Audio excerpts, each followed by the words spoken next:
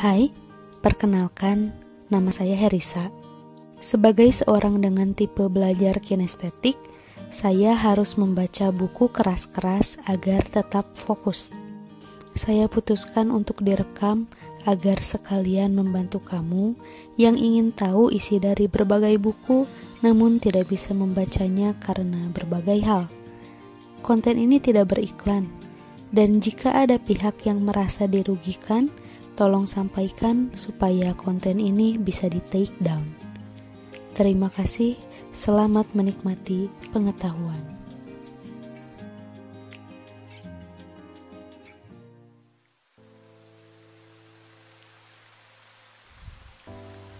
Man's Search for Meaning, karya Viktor E. Frankl, bab 1, lanjutan halaman 14. Hampir semua orang di gerbong kami berhayal bahwa mereka akan diampuni, bahwa semua akan baik-baik saja. Kami saat itu tidak menyadari makna dari peristiwa yang menyusul kemudian. Kami diminta untuk meninggalkan barang-barang bawaan kami di dalam gerbong kereta api, kemudian membentuk dua barisan. Wanita di satu sisi dan pria di sisi lain, untuk diperiksa oleh seorang serdadu SS senior. Anehnya, saya memiliki keberanian untuk menyembunyikan ransel saya di balik jaket saya. Barisan saya mulai maju untuk diperiksa si serdadu satu demi satu.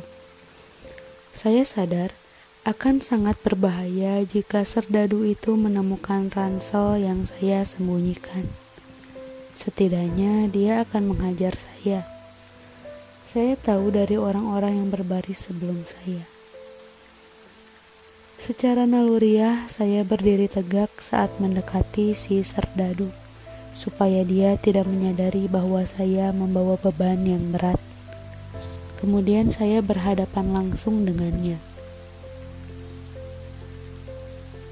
Tubuhnya tinggi dan tampak ramping dan bugar dalam seragamnya yang tanpa noda.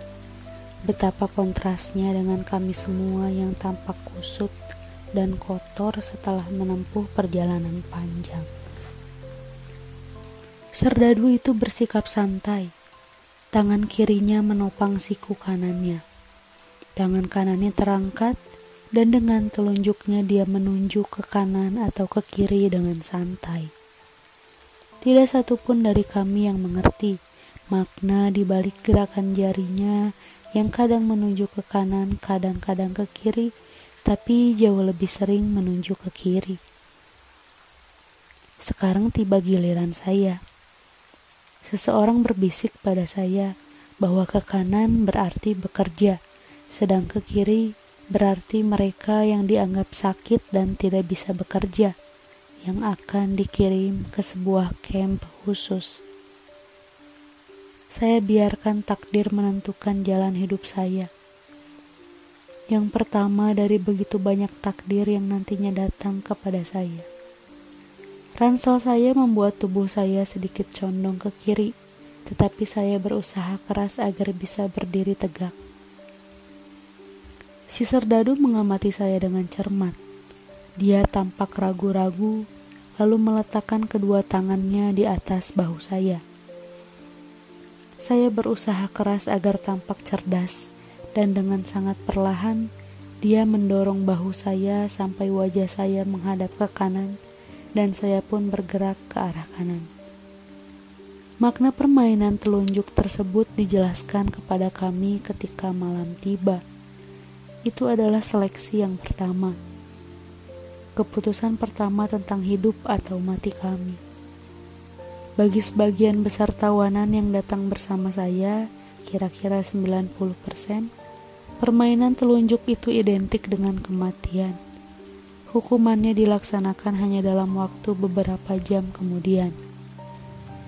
Mereka yang dikirim ke sebelah kiri akan langsung dibariskan dari stasiun menuju ruang pembakaran mayat.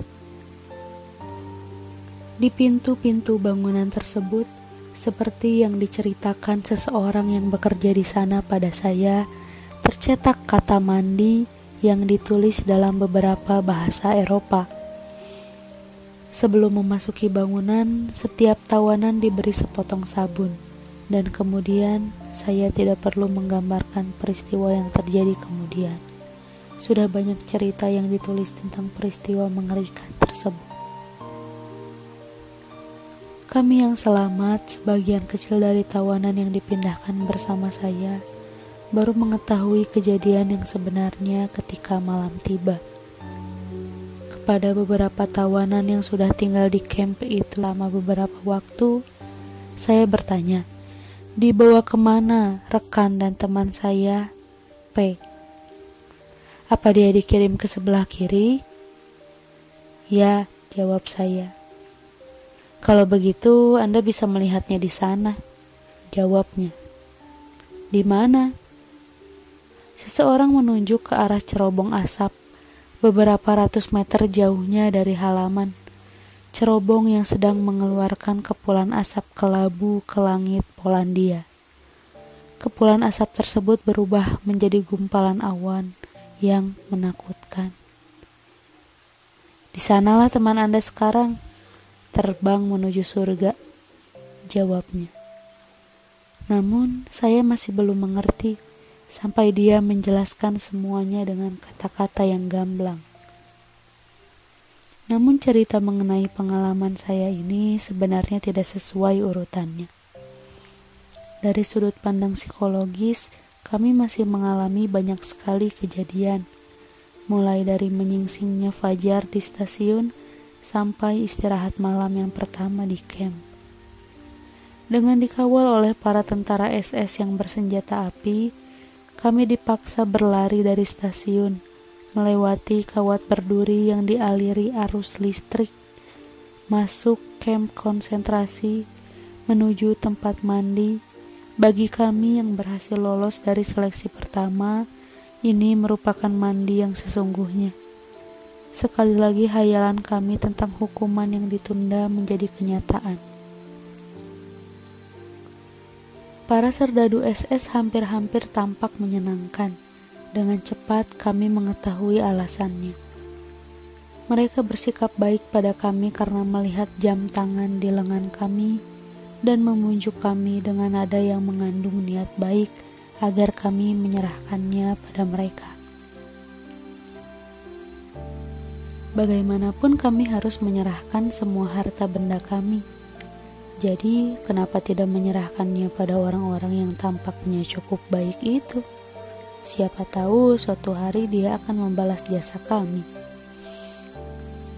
Kami menunggu di sebuah barak yang sepertinya merupakan ruang tunggu yang terhubung dengan kamar mandi. Para serdadu SS muncul dan menghamparkan beberapa lembar selimut. Kami harus melemparkan semua harta benda kami ke atasnya, termasuk jam tangan dan perhiasan. Masih ada beberapa tawanan baru yang dengan naif bertanya, pertanyaan yang membuat geli tawanan lain yang sudah tinggal lebih lama, yang bertindak sebagai pembantu. Bolehkah mereka menyimpan cincin kawin, medali, atau jimat keberuntungan mereka? Sepertinya orang-orang belum mengerti bahwa semua harta benda mereka akan dirampas. Saya mencoba mengatakan satu rahasia kepada salah seorang tawanan lama.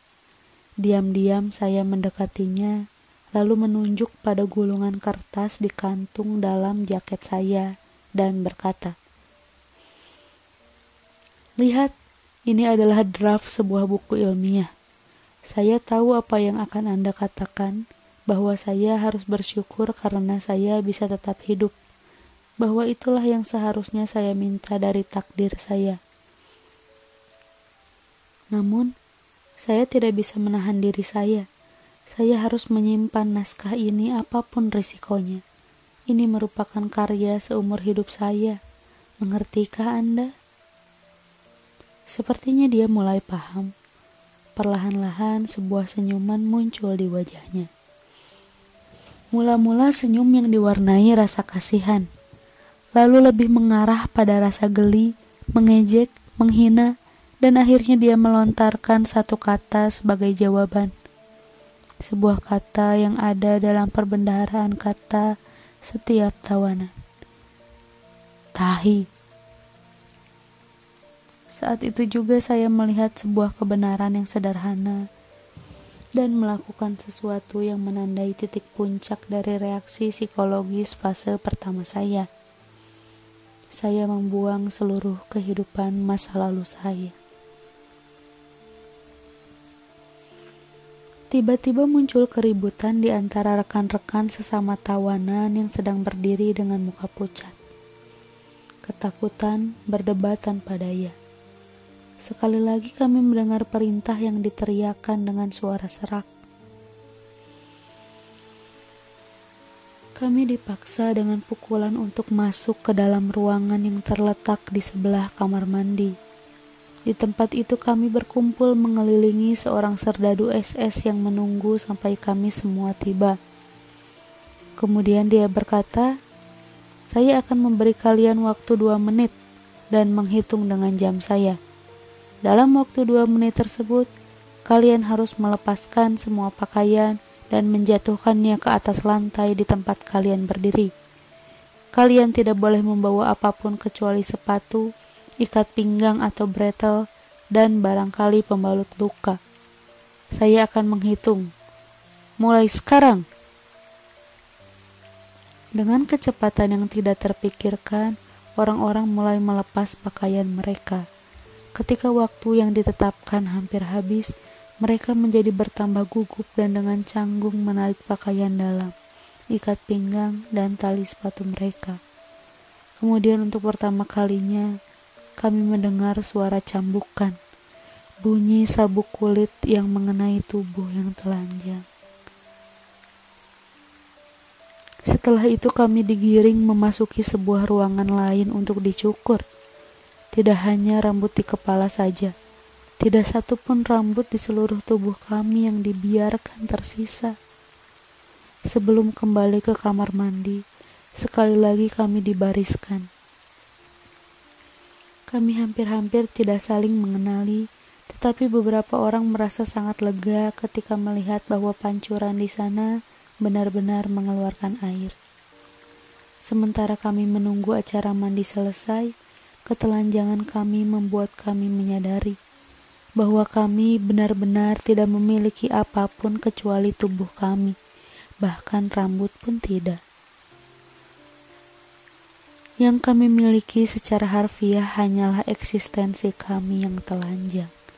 Benda apa yang masih kami miliki, yang mengikat kami dengan kehidupan masa lalu? Bagi saya, masih ada kacamata dan ikat pinggang. Ikat pinggang yang kelak harus saya tukar dengan sepotong roti. Masih ada sedikit kejutan yang menanti mereka yang memakai kain bebat.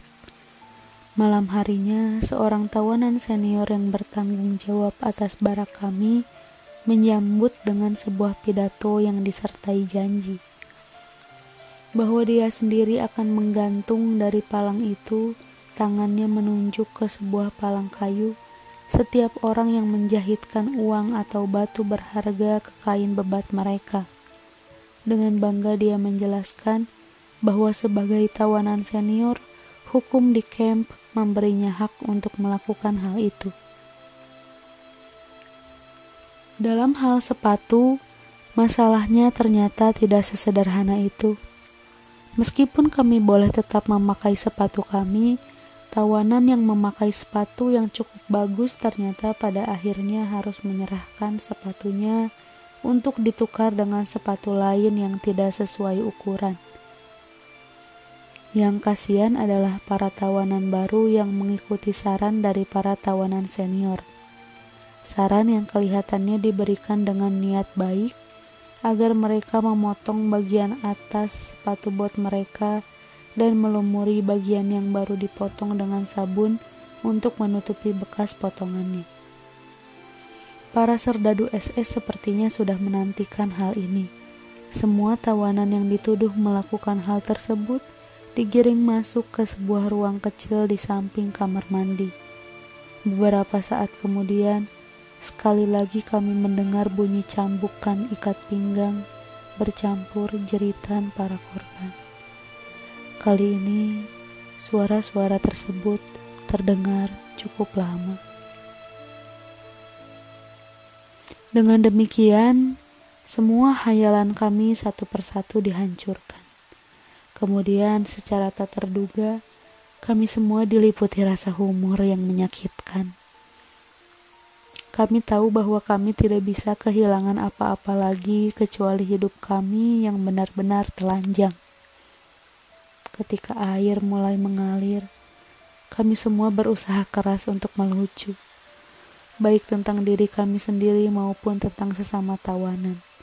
Paling tidak, air benar-benar mengalir dari pancuran tersebut.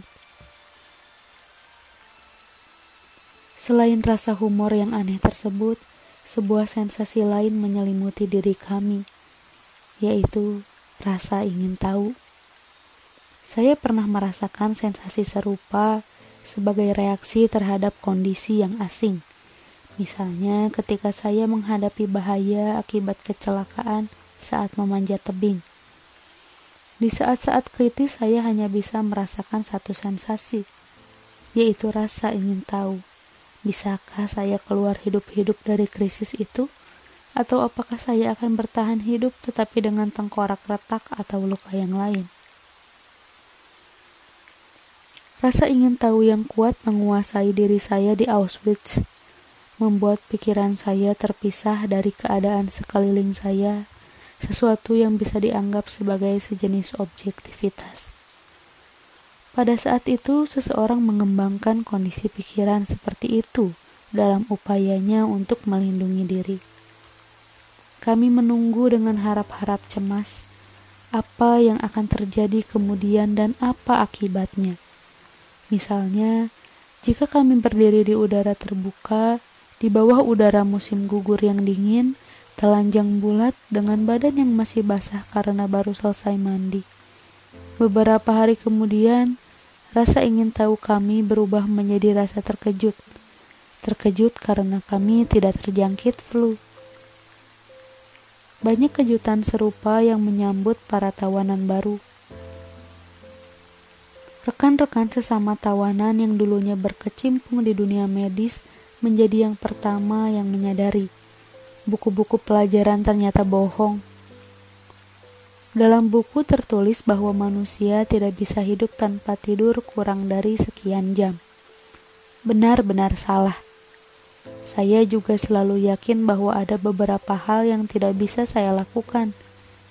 Saya tidak bisa tidur tanpa ini, atau saya tidak bisa hidup tanpa ini atau tanpa itu. Malam pertama di Auschwitz, kami semua tidur di atas tempat tidur susun. Setiap tingkat berukuran 6,5 kali 8 kaki, diisi 8 orang yang tidur langsung di atas papan. 2 selimut dipakai oleh 9 orang. Tentu saja kami hanya bisa tidur menyamping, berdesak-desakan dan saling himpit yang cukup bermanfaat mengingat dinginnya udara saat itu. Meskipun kami tidak diperkenankan membawa sepatu ke atas tempat tidur, beberapa orang dengan diam-diam menggunakan sepatu sebagai bantal, meskipun sepatu itu berlumuran lumpur. Jika tidak, kepala mereka harus diletakkan di atas lengan yang terasa nyaris terlepas. Meskipun demikian, kami semua bisa tidur, membuat kami dapat melupakan segalanya, dan membebaskan kami dari rasa sakit selama beberapa jam. Saya juga ingin menyinggung sejumlah kejutan kecil tentang ketahanan tubuh. Kami tidak pernah bisa membersihkan gigi. Meskipun demikian dan meskipun kami kekurangan vitamin, geraham kami lebih sehat daripada sebelumnya. Kami harus memakai kemeja yang sama selama setengah tahun, sampai kemeja itu tak tampak lagi seperti kemeja. Berhari-hari kami tidak bisa membasuh badan meskipun sebagian saja karena pipa-pipa saluran air membeku. Tetapi luka dan lecet di tangan kami yang kotor karena bekerja di dalam lumpur tidak bernanah. kecuali jika ada yang mengalami radang dingin. Atau misalnya orang-orang yang mudah terganggu saat tidur, mereka yang biasanya terbangun hanya oleh suara samar yang datang dari kamar sebelah, mendapati dirinya tidur berimpit dengan rekan lain yang mendengkur keras. Hanya beberapa senti dari telinganya, tetapi tetap tidur nyenyak di tengah suara bising tersebut. Jika seseorang sekarang bertanya kepada kami tentang kebenaran teori Dostoevsky, yang secara tegas menyatakan bahwa manusia bisa terbiasa dengan kondisi apapun, maka kami akan menjawab, benar, manusia memang bisa membiasakan diri dengan kondisi apapun, tetapi jangan minta kami menjelaskannya. Namun, penyelidikan psikologis kami belum membawa kami sejauh itu. Kami, para tawanan, juga belum sampai ke titik tersebut. Kami masih berada dalam fase pertama dari reaksi psikologis kami. Keinginan untuk bunuh diri terbersit dalam benak hampir semua orang, meskipun hanya untuk sejenak. Keinginan itu muncul akibat situasi yang tanpa harapan, karena kematian yang selalu mengintai kami setiap hari dan setiap jam. Kedekatan dengan maut dirasakan oleh banyak tawanan lainnya. Berdasarkan keyakinan pribadi yang akan saya bahas kemudian, saya berjanji pada diri sendiri sejak malam pertama saya tiba di camp bahwa saya tidak akan berlari ke arah kawat berduri. Metode bunuh diri ini sangat populer di camp, menyentuh kawat berduri yang dialiri aliran listrik. Bukan hal yang sulit untuk mengambil keputusan untuk tidak bunuh diri.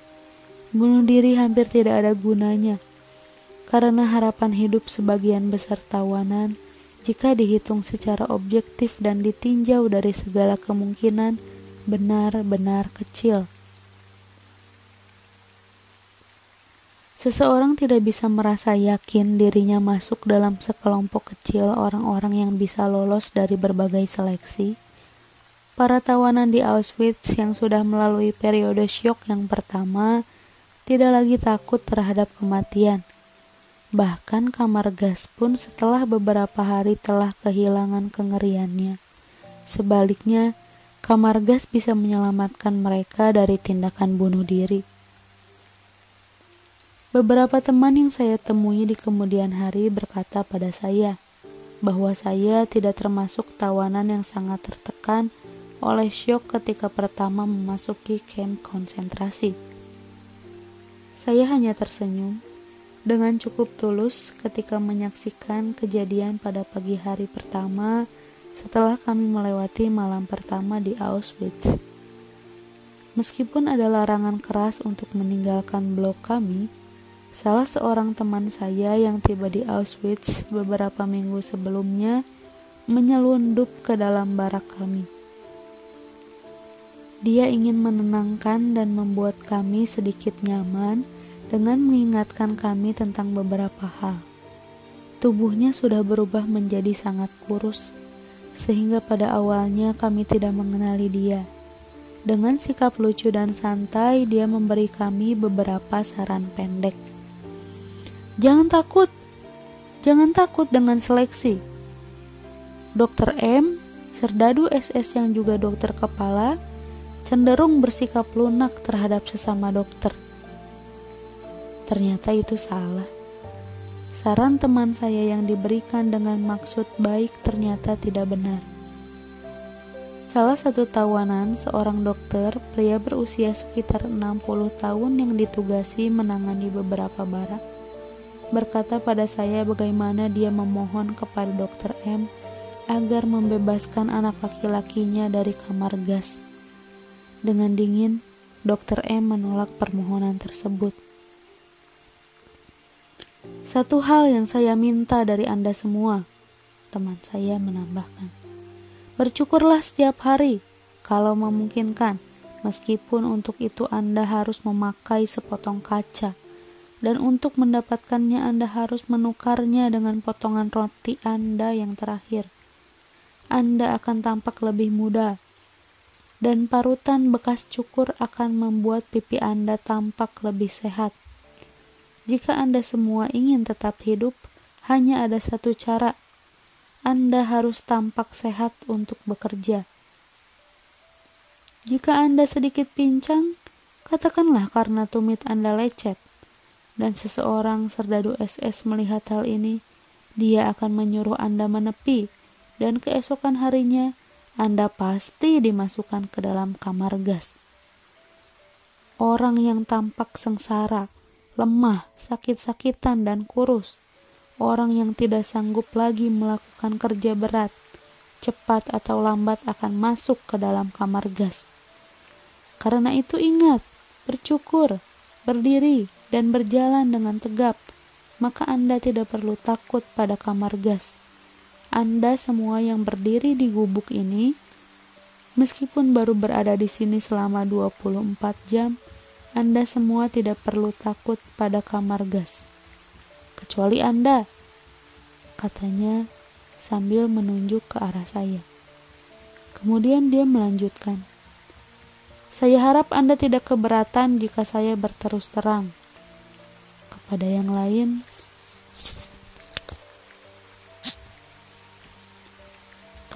lain, dia berkata sekali lagi,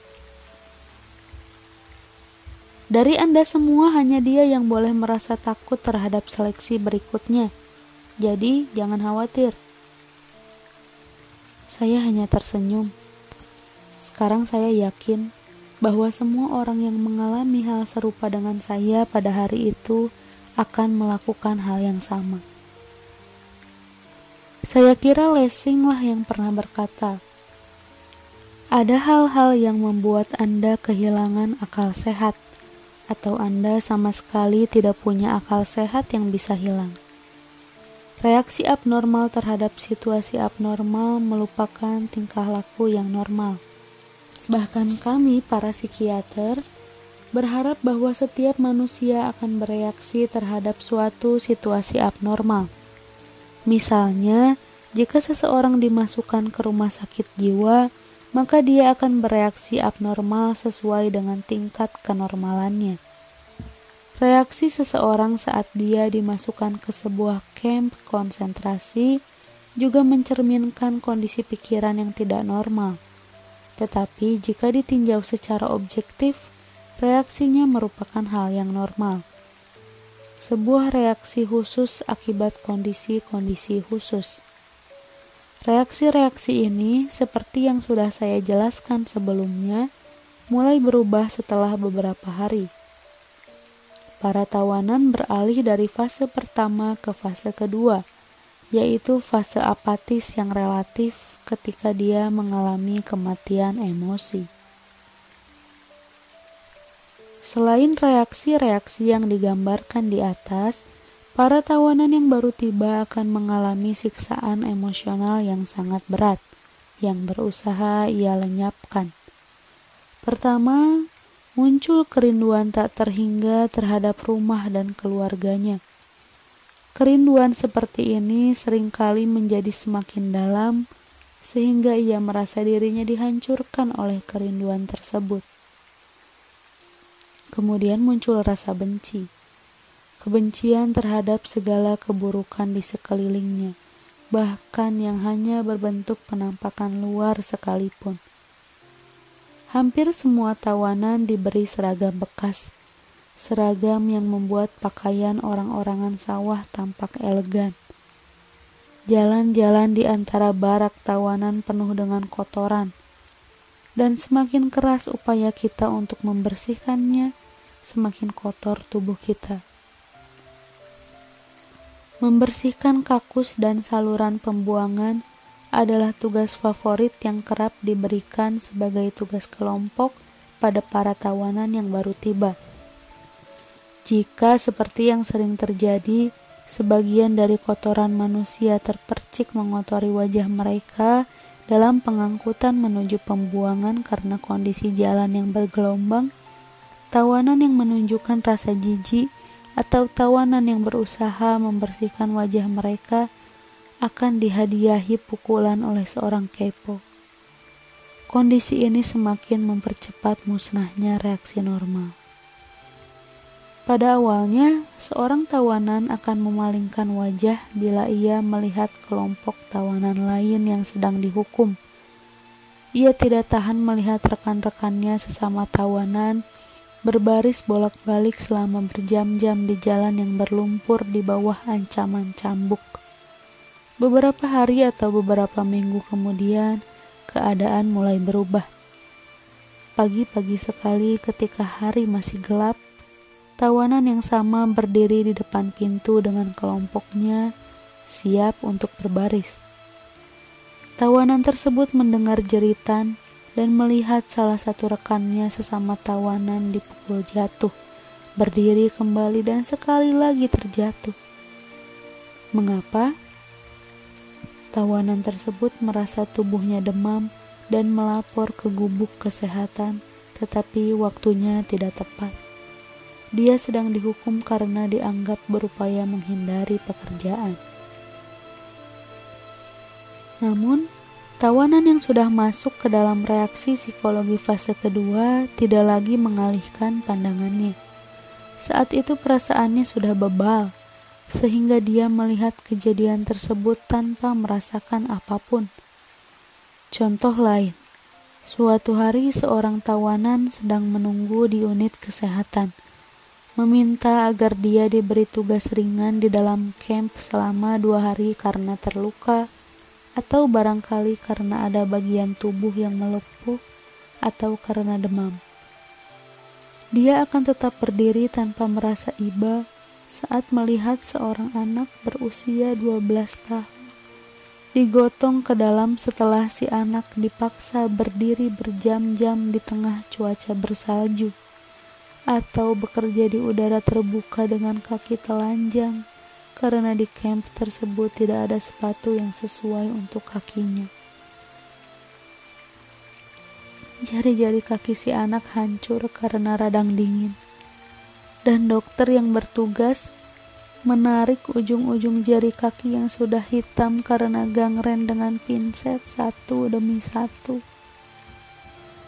Jijik, seram, dan kasihan adalah emosi yang tidak bisa lagi dirasakan oleh si tawanan yang menonton. Orang-orang yang menderita, baik yang setengah mati atau sudah mati, sudah menjadi hal lazim baginya setelah dia berada 2 minggu di kamp konsentrasi, sehingga keadaan mereka tidak lagi bisa menyentuh perasaannya.